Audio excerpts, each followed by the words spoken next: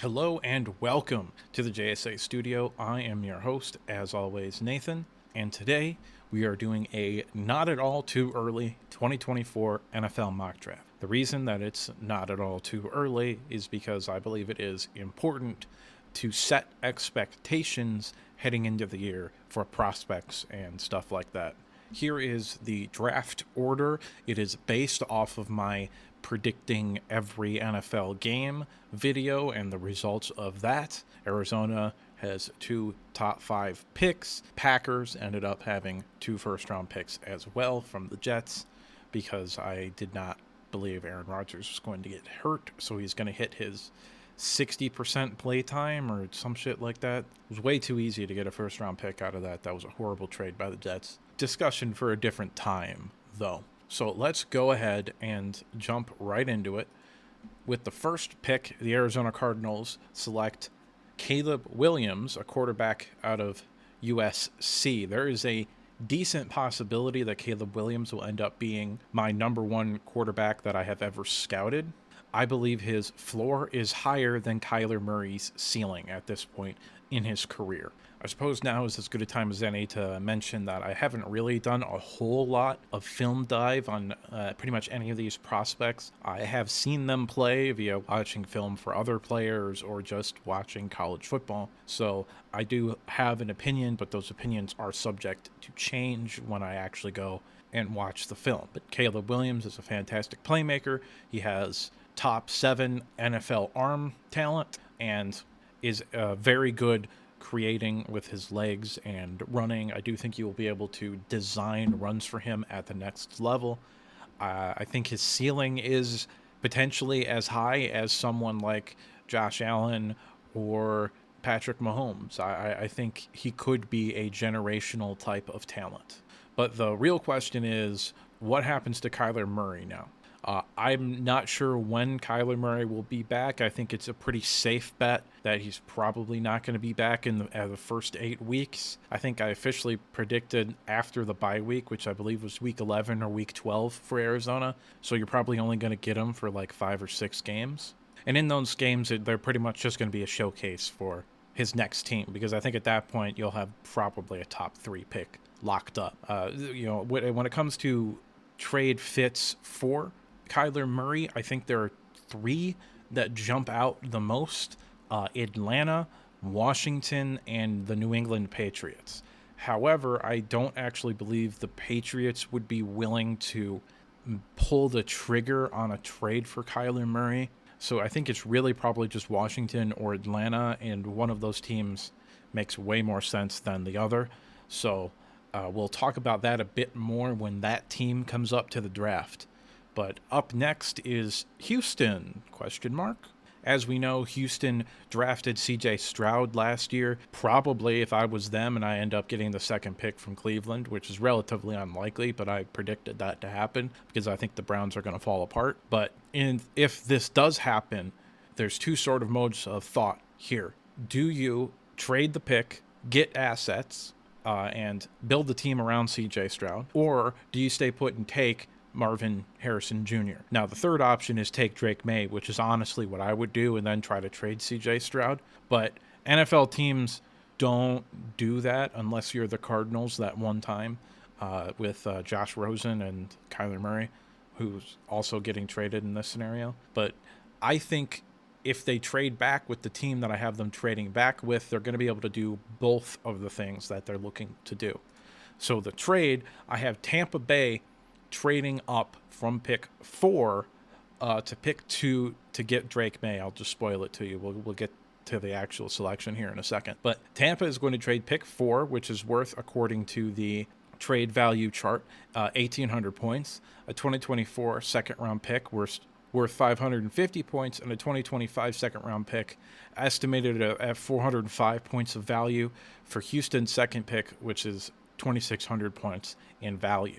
So if we do the math, Tampa gives up 2,800 points in value, and Cleveland gets 2,600 points in value. So here's the trade chart that I use when I'm talking about this. There is one where the first pick is worth 1,000 points instead of 3,000, but I don't like that one because then you're getting into like 0.3 on the lower ends. I'd rather just have like a whole number, but I also think there's a little bit more nuance with this one than that one. It's just opinions at this point. And the reason I came up with 450 is because I went over here to pick 48, which was valued 420, and then I said, well, Tampa Bay is probably going to be a little bit worse than league average, so I went up a little bit, and 450 was just an easy number to add. So that's how I came up with the estimated value. It could end up being better than that, it could end up being worse than that, but that's pretty much how I came up with the estimated value for that. So Tampa at 2 is obviously going to take Drake May, the quarterback, out of North Carolina. You look at Drake May, he's got the build. He's a very good athlete. People don't talk about it like they talk about it with Caleb Williams, but he's a very good athlete. He might have a better arm than Caleb Williams, and he also has a chance, like Caleb Williams, to end up being either my highest or second highest graded quarterback ever. I like the fit with Tampa. I think Tampa Bay is going to be really bad this year. I think Baker Mayfield probably costs you like 3 wins as a starting quarterback. So probably going to be a little bit worse because of that in my mind. I think they're fairly likely to end up with a top 5 pick. And if they do, and a team like Houston ends up with the second pick, then they could potentially trade up. Or if any team that doesn't desperately need a quarterback ends up with one of the top 2 picks, God forbid a team like maybe the Colts or somebody that drafted a quarterback last year ends up with the first pick, then they'll be able to, they might get 4 first-round picks for that first pick. Like, they could trade back basically anywhere, and they're going to get more value, I think, than probably in the history of the NFL for any trade. But Tampa Bay, I don't know who's going to be your head coach. It's not going to be Todd Bowles after this season. I don't know who's your offensive coordinator is going to be, but Drake May transcends scheme. I think he can play in any scheme. So this is a home run pick at 2. I had the Giants at pick 3, which is probably shocking. And actually, I just recently relooked at your roster, and it's a lot better than I thought it was. But I'm going to stick by this because you have a very difficult schedule, and I think you have like 6 or 7 guaranteed losses on that schedule. Like losses where like I don't see you winning more than like one of those games at most, and probably the most likely outcome is that you lose all of them. Now, I have them taking Quinn Ewers, a quarterback out of Texas. I do think that's the best move. You can make the argument for Marvin Harrison, but I'd take the quarterback over Marvin Harrison because I don't believe in Daniel Jones. You can sit Quinn Ewers for the first 10 games or so, let Daniel Jones maybe prove that he can still be an effective quarterback to maybe be a trade candidate after this year, or just get cut and maybe he can sign with another team and be their starter like a Mitch Trubisky or something.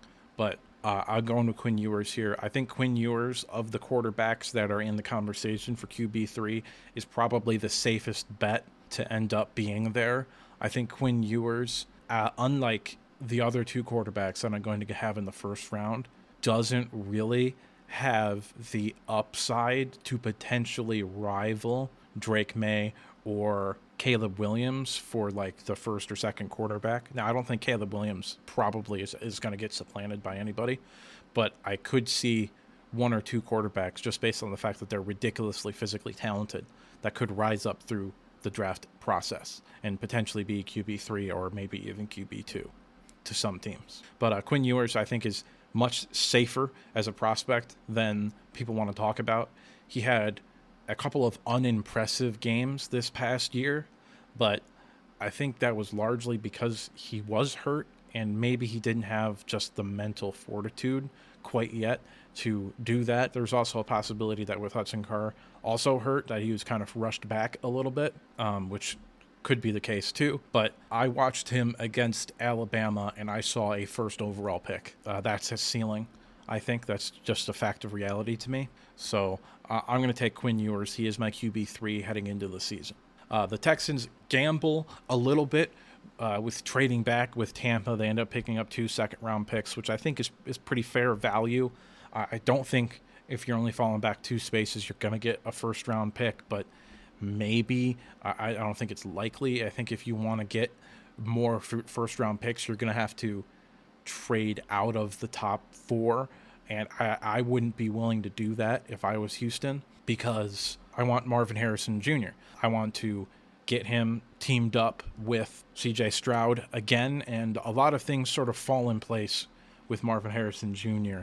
as your X receiver. You have a couple of other intriguing wide receiver prospects, and Marvin Harrison coming in and being a true number 1 wide receiver. I think you could see the offense sort of fall into place after this year. You've got a decent offensive line. You have a running back. You have, with Marvin Harrison now, you have your number 1 wide receiver becomes your number 2, and that makes them better, and your number 2 becomes your number 3, and that makes them better. So, home run pick, Marvin Harrison Jr. I don't really think Marvin Harrison Jr.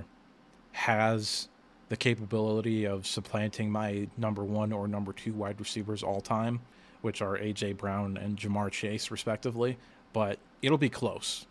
He could do it, but he'd have to significantly improve this year, in my opinion. With the 5th pick, the Arizona Cardinals take Brock Bowers, tight end out of Georgia. Brock Bowers has the chance to be the best tight end I've ever scouted.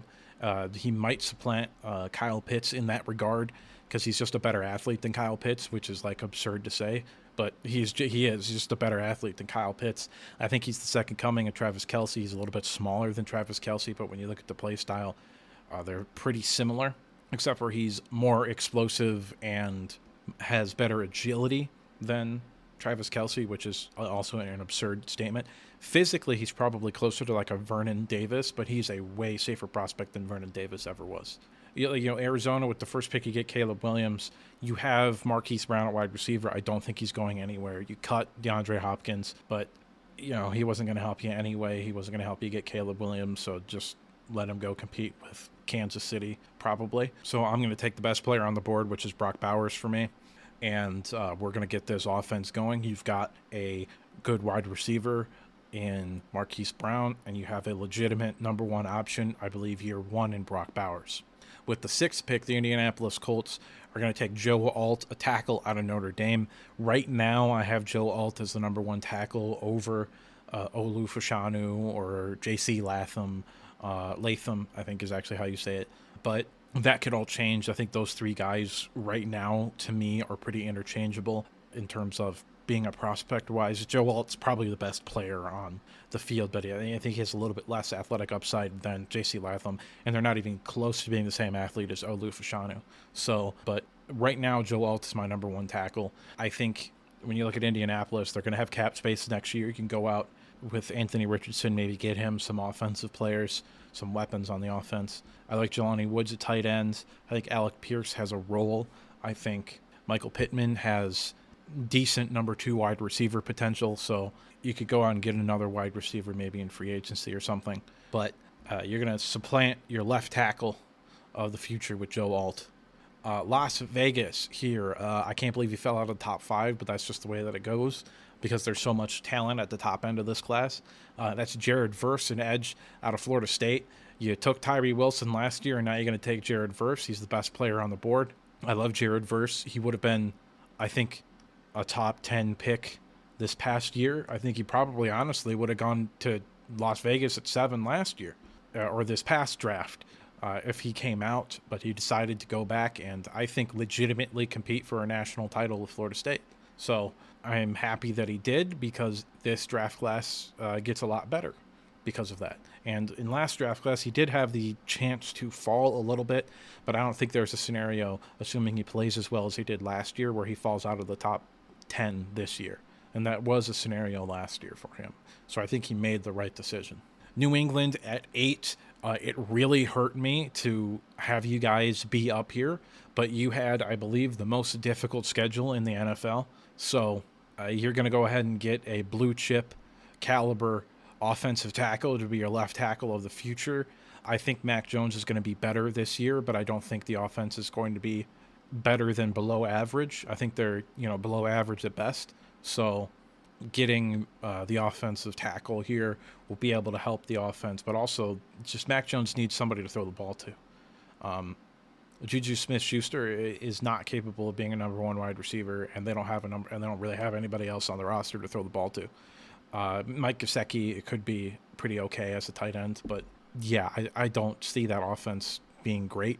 Defense is going to be phenomenal, but Olu Fashanu is going to be your pick here, and it's going to allow you to sort of focus on weapons in free agency and later on in this draft. Denver with the 9th pick. This is probably one that I feel like the least confident in, but if Joe Milton comes out and looks like he did in the bowl game this year, he's probably QB3, and he probably doesn't make it past pick 3.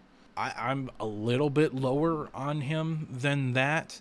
I do believe, as a Michigan Wolverine fan, I do believe Michigan gave up on him too quickly. That team was just broken. That 2020 team was just broken. I think Michigan gave up on him too early. But he ends up transferring to Tennessee, and that's probably the best decision for him in the long run because he's going to be able to put up numbers this year. So Denver, you're not going to win anything with Russell Wilson. So you got to get a quarterback. I think Joe Milton needs to sit for a year, which is good because you can't cut Russell Wilson until 2025 anyway, until after the 2025 season. So Joe Milton will be able to sit behind him for a year and could potentially have a Cam Newton, Josh Allen hybrid at quarterback. That is Joe Milton's potential upside as a football player. With the 10th and 11th picks of the draft, the Chicago Bears, they ended up picking back-to-back. Ended up getting, I think, 10 from Carolina, and then 11 was their pick. And I've got them taking Johnny Wilson, who's my wide receiver 2 heading into the season, out of Florida State, and J.C. Latham, tackle, out of Alabama. I think with Latham, you're getting yourself your left tackle of the future. Braxton Jones, I think, is okay, but I'm not sold on him as the long-term answer at left tackle. And J.C. Latham's, I think, floor is higher than what Braxton Jones could possibly give you as a left tackle. Potentially, Braxton Jones could then move into guard, maybe. I don't know. But Johnny Wilson, it gives you a true X wide receiver, a number 1 wide receiver. I don't think C.J. Moore is a legitimate number 1 wide receiver. I think he's really good. I think he puts up good numbers. But I think when it's all said and done, he can get solved, was what I call it. Not necessarily shut down, because that has some difficult connotations to it. But I call it getting solved by some of the elite corners in the game, and even some of just the really good corners in the game. He gets solved by them. And that's the difference between a number 1 wide receiver and a number 2 wide receiver in my mind. But I love Johnny Wilson as a compliment to C.J. Moore, and C.J. Moore as a compliment to Johnny Wilson, whatever way you want it. I think Justin Fields is going to take a step forward, but I think he's way more of a project than Bears fans are realizing, especially passing the ball. But getting him protection and getting him another weapon is going to get him going in the right direction. With the 12th pick, the Green Bay Packers select Kool-Aid McKinstry, a cornerback out of Alabama. He's probably a top 10 talent in this draft class. It's just the way that it broke down. He falls down here to you. Corner is arguably a really big need for you. C.J. Stokes is a bust. You don't really have anybody across from Jair Alexander, and Jair Alexander is kind of getting a little bit older. He's probably only got 2 or 3 more years as an elite caliber corner, or a really good caliber corner. So getting a guy like Kool-Aid McKinstry, who I believe does have scheme versatility. I think he could be really good in his zone. I think he could be really good in man, on or off coverage, press or off coverage, I should say. And I think you could potentially be under new management after this season. I don't think you will be, which is why I'm kind of keeping the same idea of like defense first in the first round sort of mentality that you guys got going on there. Next up, Atlanta? ? No, not Atlanta. I have a trade going on here. I have Arizona sending Kyler Murray and a 2025 second-round pick for Atlanta's 13th overall pick this draft, the 2024 draft, and a 2025 first-round pick. I think this is a pretty fair value. Kyler Murray's contract would likely have to be restructured in order for it to be able to be traded, which is, it's not impossible to do, but they're probably going to do it and trade him in my mind. But I think in terms of value for Kyler Murray, I think his value is probably somewhere between a first-round pick and like a really good day 2 pick and like 2 first-round picks. and maybe like a day 3 pick as like a sweetener. So I've got you giving up a 2025 second to get that 2025 first from Atlanta, which would probably be back end of the first round with Kyler Murray. So from Arizona's perspective, you're getting an extra first round pick. You do got to give up a second round pick, but it's whatever. More importantly, you're getting your third top 15 selection in this draft. So you're getting way better this year. So I think this is a really good deal for Kyler Murray. I think you're getting value, or maybe even more than his value in my mind.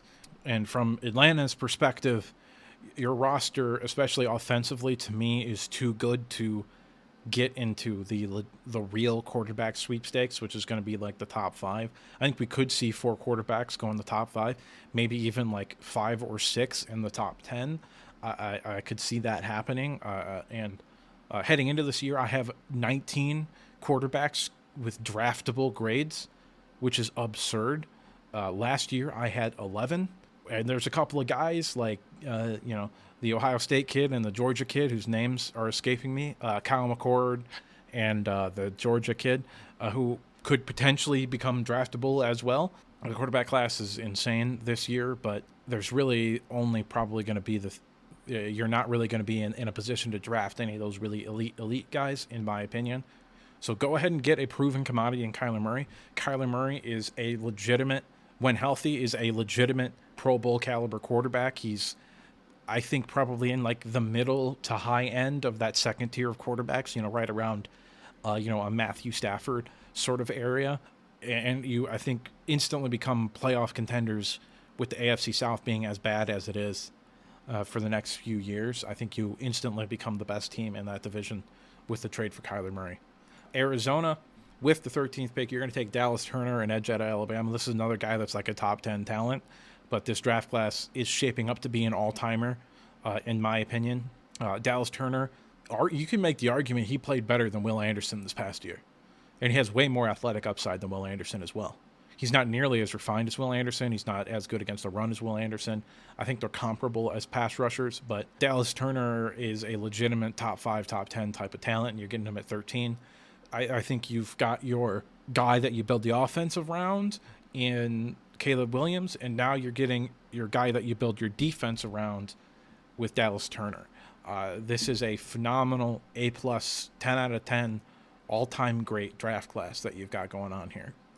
With the 14th pick, the Los Angeles Rams are going to take Kalen King, a cornerback out of Penn State. Not as high on Caleb King as I was on Joey Porter. I had Joey Porter as a top 10 player in the draft class this past year, but I do like Kalen King a lot, especially in a zone scheme, in a cover 3 or cover 4 zone scheme, which is what the Rams run. I think he could be a potential Jalen Ramsey replacement. I don't think he's going to be as good as Jalen Ramsey, but I think he can be a legitimate perennial Pro Bowler type of cornerback at the next level. The Washington, as I say, redacteds. I don't actually know if you're going to be the Washington Commanders because I guess you fucked up the trademark.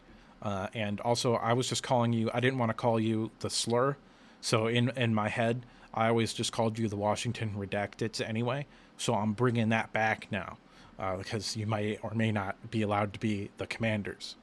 But this is probably the most controversial pick that I'm going to have in this draft. I'm having you taking Spencer Rattler, a quarterback out of South Carolina. If Spencer Rattler plays the way he played the last 3 or 4 games of this year, he's going to be a top 5 pick. If you watched him against Tennessee, he was running around, flinging the ball downfield. He was making plays. He was fantastic in those games, against Tennessee and then against Clemson, and in the bowl game, he was really good too.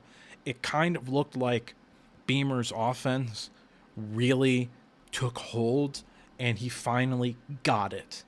So Spencer Rattler, if he lives up to his potential as a football player, is capable of carrying a team, even in the SEC, to like an SEC championship.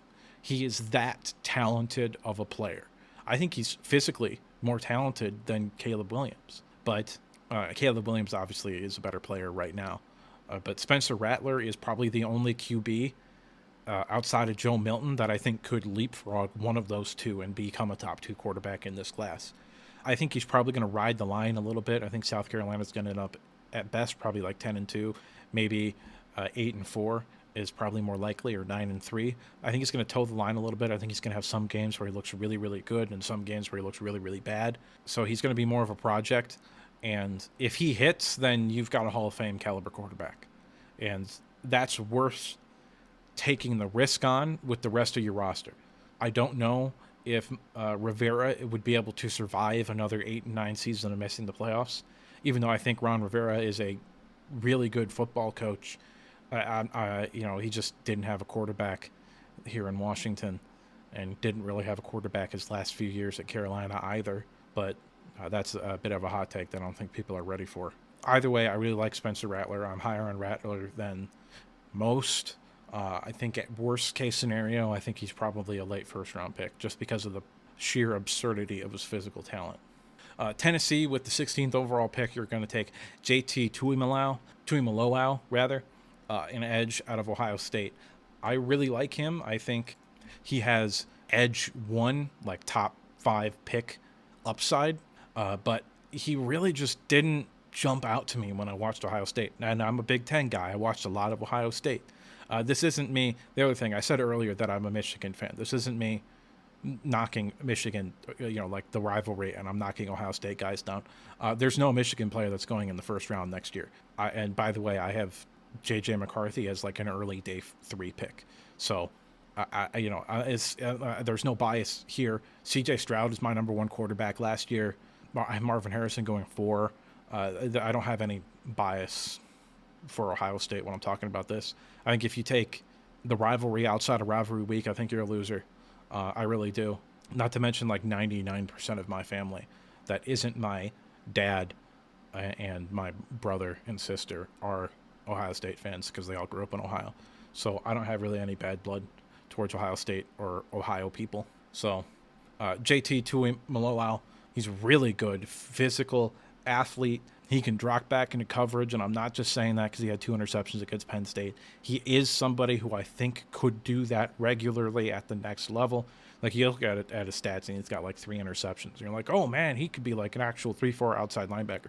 No, he's not like, Josh Allen in that respect, who went to the Jaguars a few years ago. He's not somebody who I think could actually like legitimately match up with tight ends or something like that. But I do think he could be able to be a like Bud Dupree almost sort of role, which is a really good fit here because Bud Dupree is a cut candidate. He was a cut candidate this year, and he's probably likely gone after this year for Tennessee. I think also Venerable's getting an Ohio State guy to sort of save him could be a nice little storyline, but I like Tuimoloau a lot. That's why I have him going 16th overall. Miami with the 17th pick, I have you taking Jerzon Newton, an interior defensive lineman out of Illinois. I really like Jerzon. If he came out this year, I think he probably would have been a first-round pick, but he didn't, which was surprising to me because it was an extraordinarily weak interior defensive line class, and it's not like he's winning anything at Illinois. So maybe he could still probably transfer, but I doubt it. I don't get it, but it wasn't my decision. With Jerzon Newton, you're looking at a guy who has legitimate like Chris Jones type of, Chris Jones, Jeffrey Simmons type of pass rush upside, and also be stout against the run. He was the cog that moved the machine for that fantastic Illinois defense last year. He was really, really good. His tape against Michigan wasn't dominant, but he was also playing 5 NFL draftable offensive linemen. So it looked pretty good against them. He was definitely the better player on all of those matchups, in my opinion, than when he went up against that interior of Michigan's offensive line. I would like Jerzon Newton, and with Miami, you've got Jalen Phillips and Bradley Chubb on the edge, so you don't really need that. You got Ramsey and Howard at corner. You don't really need that. Maybe safety, but there ain't one worth taking. You got Jerome Baker at linebacker, so you don't really need a linebacker, in my opinion. Could go offense, maybe a tackle. There is one that you could have taken, but I don't really like the idea of flipping a left tackle to the right side when he's never played the right tackle. I think that's a way harder transition than people give it credit for. So I'm just going to take the best player on the board with Jerzon Newton. Pittsburgh with the 18th pick. I have you taking Cooper DeJean, a cornerback out of Iowa. I really like him. I think he has upside in zone or man, but probably more in zone than man, which is good because you guys do run zone defense. I really like DeJean as an athlete. I think he's a good athlete. I'm not sure he's a great athlete like Riley Moss. Riley Moss was the more athletic one, but DeJean is much more technically sound than Riley Moss, in my opinion. And I think this is a great fit. I think it's an instant impact type of player. And even though the AFC is loaded, this is going to help you win more games. 19th pick, I have the Seattle Seahawks taking Jeremiah Trotter Jr., a linebacker out of Clemson. Now, you re-signed Bobby Wagner. You have Jordan Brooks. Bobby Wagner's getting old, might retire after this year, and Jordan Brooks hasn't really worked out. Jeremiah Trotter, to me, is the best linebacker in this class. And although I'm not necessarily ecstatic about taking a linebacker in the top 20 as a positional value thing, I think Jeremiah Trotter is borderline transcendent as a prospect. I think in real life he's probably going to be a top 10 pick, but I just don't value linebackers that much, so he's going here at 19. Trotter, you look at him, he's a very good athlete, very good in coverage, runs around. He's that typical Clemson linebacker type of guy, except for I think he's the best out of all of them. I think he's better than Isaiah Simmons. He's not as good of an athlete or as big as Isaiah Simmons, but I think he's a better linebacker than Isaiah Simmons.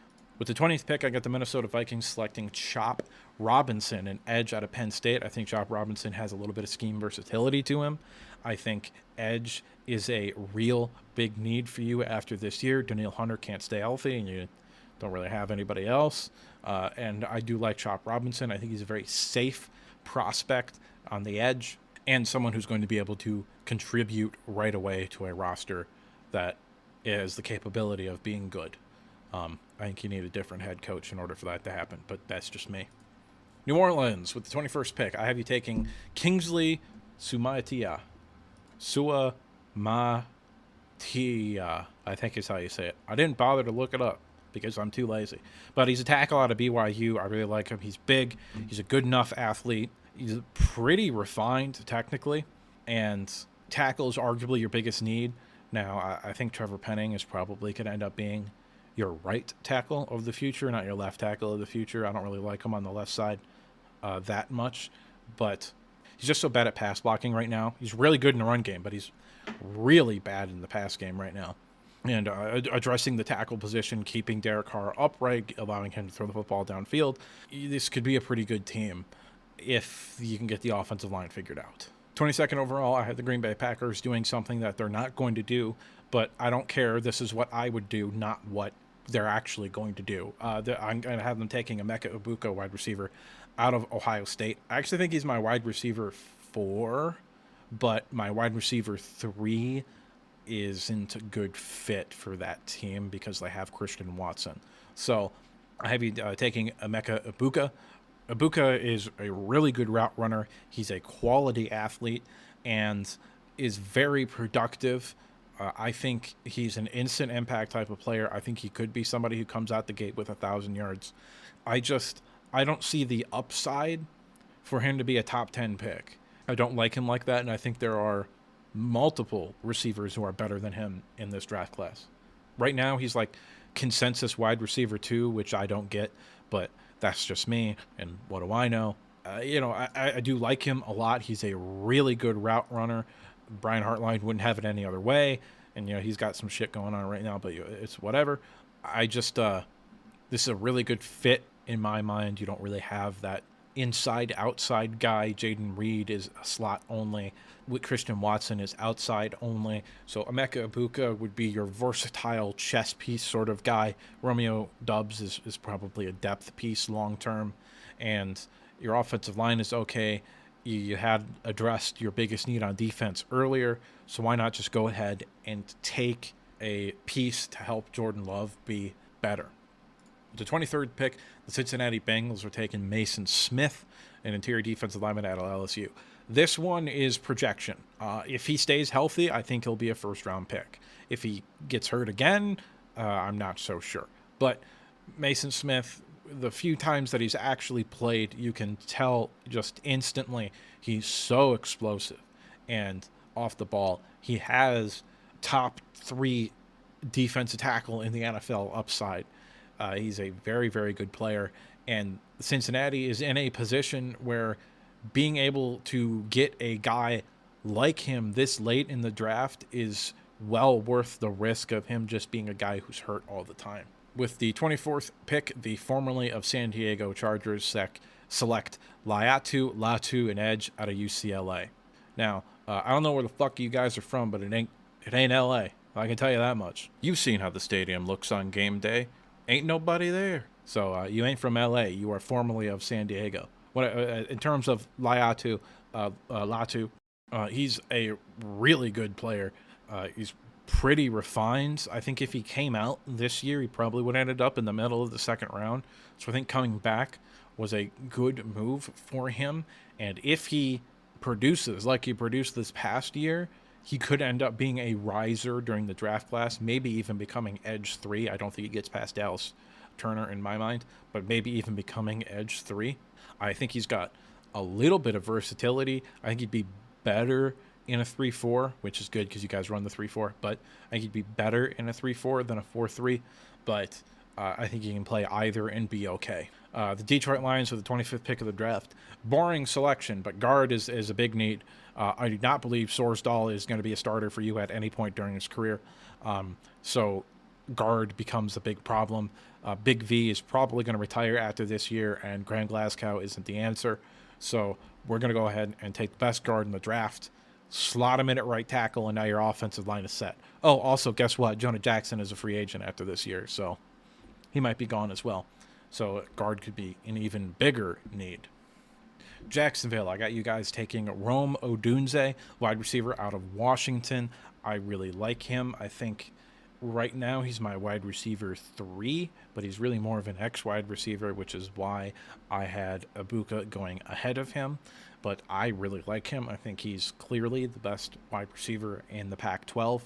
I think if he came out this year, he could have been a first-round pick, but went back, and Washington has a chance to win the Big 12, so I understand that. Also, I think with his play being at the same level last year as this year, maybe even raising it a little bit, he'll be like a solidified first-round type of guy. So I get the decision to come back. When you talk about Jacksonville, Christian Kirk is a solid player. Calvin Ridley is a solid player, but you don't really have that physical guy. I think he's a clear upgrade over Zay Jones to be that X receiver, and getting Lawrence as many weapons as possible should be the number one priority for this team, heading forward at least. Dallas with the 27th pick, you're going to take Tyler Davis, defensive tackle out of Clemson. I really like Tyler Davis. I really like him a lot. I had him at his first round grade, top 20 type of pick. This year, because of the lack of depth at the defensive tackle position, I think I like him more than Brian Brisset, and I was a bit higher on Brisset than most people. But I really like Tyler Davis. When you look at your defensive line, you got Mozzie Smith, but he's a one tech or a nose tackle, probably not going to be on the field in obvious pass rushing situations. Tyler Davis, I think, has upside to be a 3-down player, be a very good run stopper, and a very good pass rusher. When you look at Odighizuba, he's probably just a passing down sort of player. So, and Tyler Davis, I think, will be able to split time with both of those guys, and all of a sudden you got yourself a good rotation on that interior. Baltimore with the 28th pick, you're going to take Javon Bullard, a slot out of Georgia. I think he's the best slot corner in the draft. Slot is a need for you. He can do more than just play the slot. I believe he can, but this past year he pretty much exclusively played in the slot. I think he could give you a little bit of a hang safety or a box safety role. I think he's a really good player who's going to be able to impact that defense day one. Philadelphia with the 29th pick, I have you taking Jatavion Sanders, a tight end out of Texas. Dallas Goedert is really good, but is getting up there in age and could potentially, maybe not this next season in terms of like the 2023-2024 season or even the 2024-2025 season, see a dip off. But the Eagles are notoriously a team that in the first round drafts for needs in the season after the draft than for that season of the draft. So Ja'Tavion Sanders, I really like Ja'Tavion Sanders a lot. He's a very good athlete. He's a good player. He's a red zone threat. I think he's going to be somebody who could be your tight end of the future. Back-to-back Texas picks. Buffalo, I have you taking Xavier Worthy, a wide receiver out of Texas. I think you desperately need somebody to throw the ball to outside of Stephon Diggs. Now, Dalton Kincaid, I think, is a superstar, so that's really, really, really good pick by you guys in my mind. But Xavier Worthy is going to give you something that you don't have right now, which is a real, legitimate deep threat who can catch the ball consistently, potentially catch the ball consistently. And for those of you who are wondering, yes, I was taking a shot at Gabriel Davis. But Xavier Worthy, he might run in the 4.2s. He's a really, really good player outside of that. He runs good routes. He knows how to change his speed level, kind of like Jamison Williams. Now, he's not as good of a wide receiver as Jamison Williams, but as Jamison Williams, in terms of his knowing when to use that top gear and when to be 2 gears down from that and when to be in the middle, it's very similar to Jamison Williams. San Francisco 49ers, I have you taking Leonard Taylor, an interior defensive lineman out of Miami. I like Leonard Taylor. I think he's probably a top 40 guy for me right now. Could be better, could improve that, but I'm a little bit lower on him than most people right now. But I still have him as a first-round pick. You're going to lose Javon Kinlaw, not like he actually mattered, but you do have Javon Hargreaves along that defensive line. But I actually think Leonard Taylor could end up being maybe not your Javon Hargreaves replacement, but your Eric Armstead replacement, because you can cut him and save like half of his contract, which is like $15 million or some shit like that, this next offseason. So Leonard Taylor could be your replacement for that. We're on early downs, he's on the edge. Run downs, he's on the edge. And passing downs, he's on the interior with Hargreaves. Last pick of the first round, I have Kansas City taking Keon Coleman, a wide receiver out of Florida State.